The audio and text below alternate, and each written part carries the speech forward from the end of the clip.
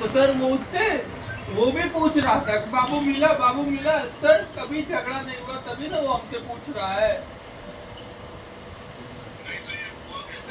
Sir हुआ इस तरीके से, सर जो है शाम को 24 तारीख की शाम को बच्चा मेरा तकरीबन सर 5 बजे के आसपास घर से निकला बाहर, और 6:10 पे घर से मेरे फोन आया कि बाबू देखिए कहाँ है, कोचिंग का टाइम सर उसके 6 बजे का होता है, अभी तक बाबू आया नहीं।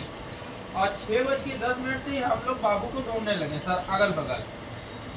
सर ढूंढते ढूंढते काफी टाइम हो गया, जब नहीं मिला तो 7:30 बजे हम लोग जो है थाने में गए हैं, एक लिखित कंप्लेंट दी है कि सर ऐसा ऐसी बात है, मेरा बच्चा इतनी देर से लापता है।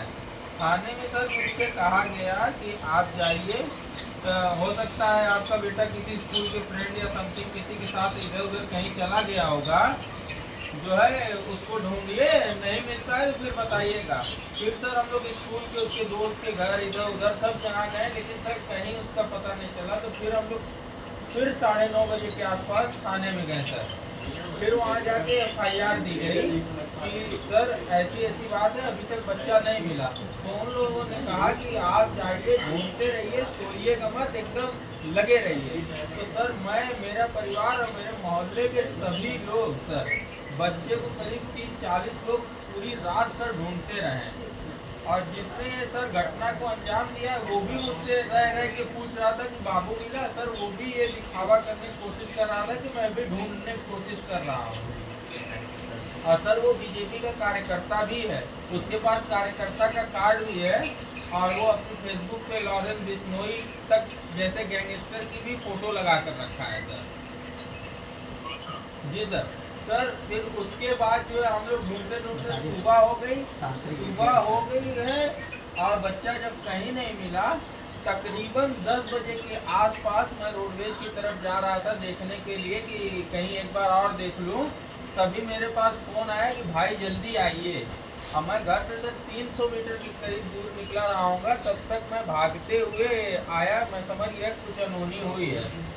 और मैं भागते हुए घर की तरफ आया, तभी देखा कि एक बोरे में मेरे बच्चे की लाश जो है टंगी हुई, मेरे घर के बगल में एक हाथा है, उसी हाथा के ऊपर कांटे तार की घेराबंदी, उसी कांटे तार पर टंगी हुई दिखी। हेलो, कांटे तार पे सर टंगी हुई दिखी।